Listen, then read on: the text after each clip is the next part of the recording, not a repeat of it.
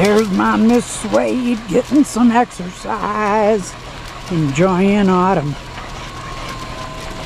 Yeah, I'm the afternoon tripper, day tripper, and it's a beautiful day in the hood. But Suede's getting her some exercise, and I'll tell you more about that later. Come on, you can do it. Let's go. Good girl.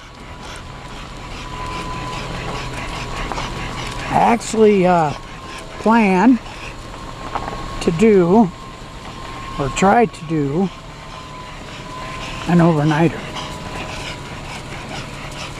here in the near future. And thanks everybody who has donated me some gas bucks. Yes indeed, fall is here.